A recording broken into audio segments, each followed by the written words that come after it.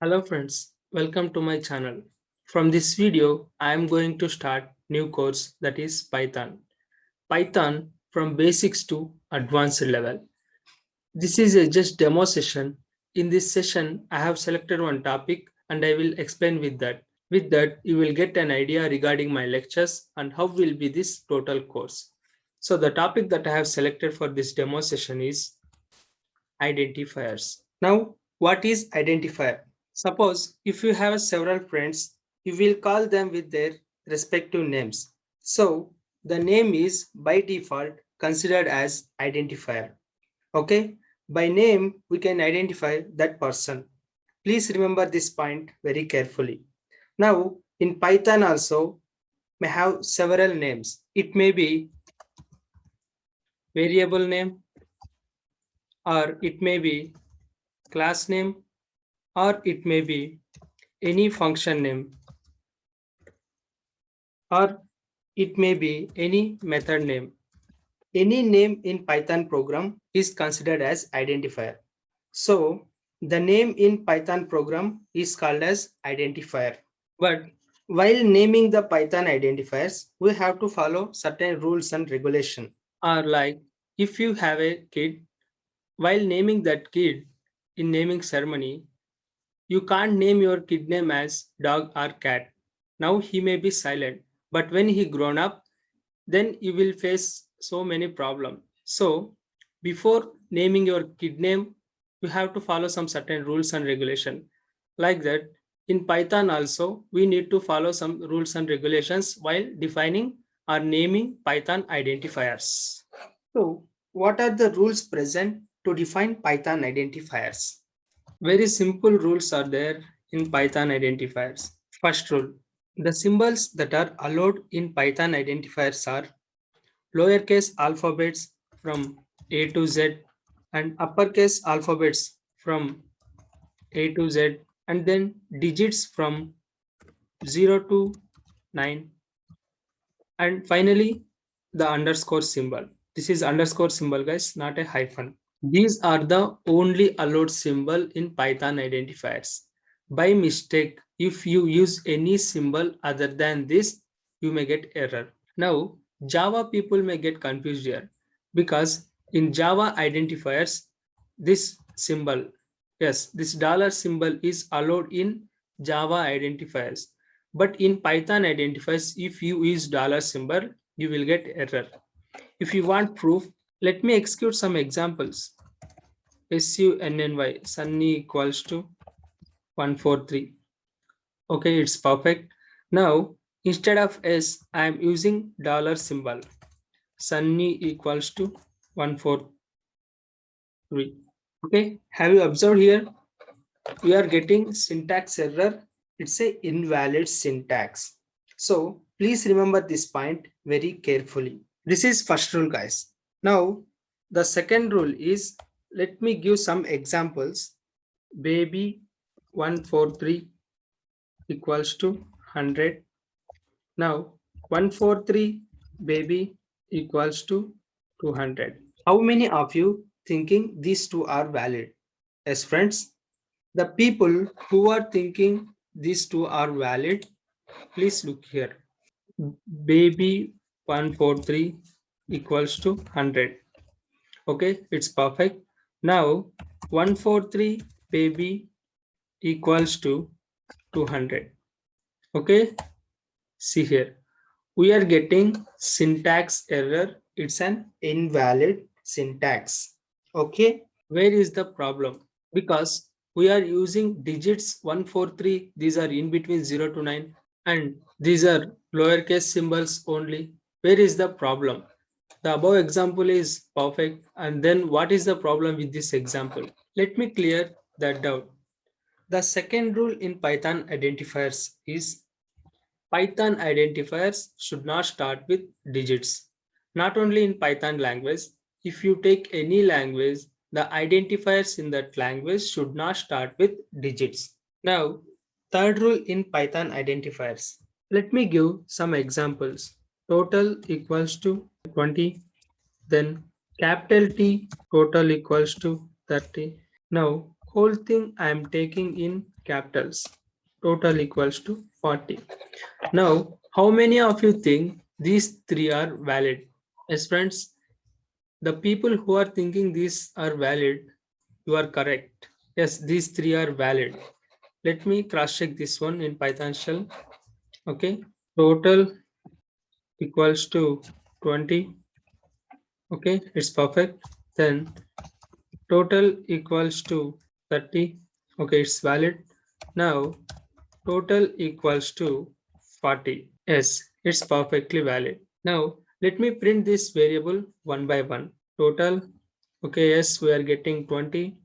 Then total is again 30. It's perfect. Finally, total here we getting 40. So it's perfectly valid.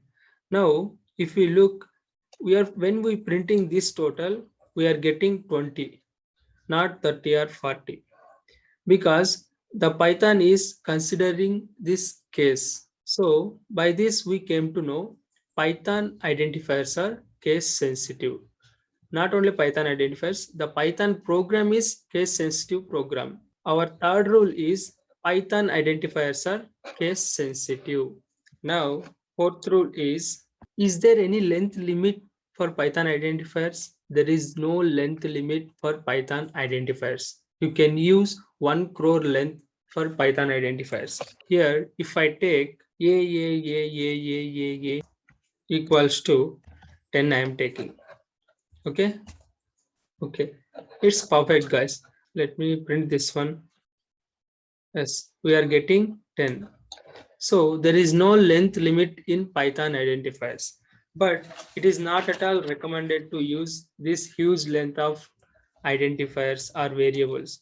Instead of this, I can use just single a to store this 10. It's perfect, guys. So it is a time waste type of program practice. So the fourth rule is there is no length limit in Python identifiers. Okay. Now fifth rule is, let me give some examples. If equals to 20, for equals to 30.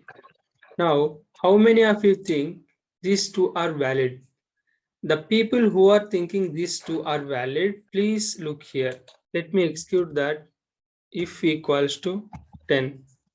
Okay, have you observed here? We are getting syntax error. It's an invalid syntax. Now, for equals to 30. Again, we are getting syntax error. It's an invalid syntax. Now, where is the problem? We are using lowercase alphabet symbols only, but still we are getting error.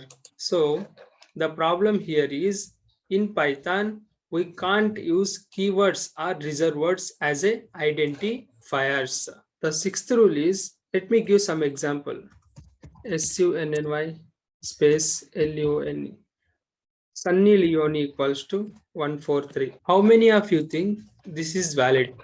The people who are thinking it's a valid identifier, just look here. Let me execute that. Sunny Leone equals to 143. Okay. Have you observed? It's a syntax error. It's an invalid syntax. Where is the problem? So the sixth rule is the space is not allowed in Python identifiers. In this case, you can use underscore symbol. Okay, let me execute this example again. Sunny, instead of space, I am taking underscore symbol. Okay, have you observed? We are not getting any syntax error. It's a valid variable. We can take it as an identifier. So these are the rules to define Python identifiers.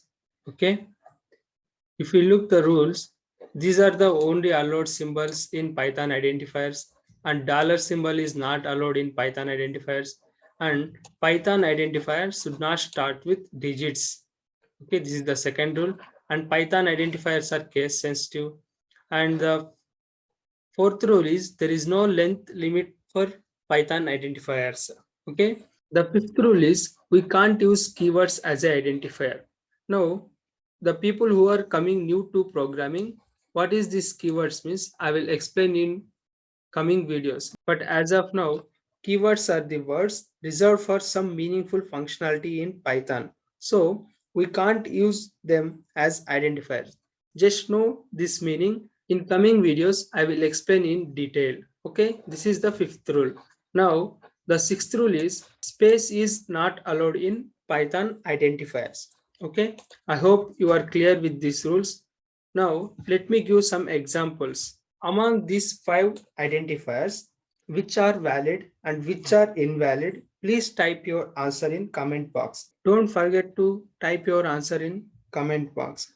And there is one small topic regarding underscore in identifiers that I will cover in next video. Now you may get some doubts. Why dollar symbol is not allowed in Python and why identifiers should not start with digits. Some people are interested to learn everything now itself.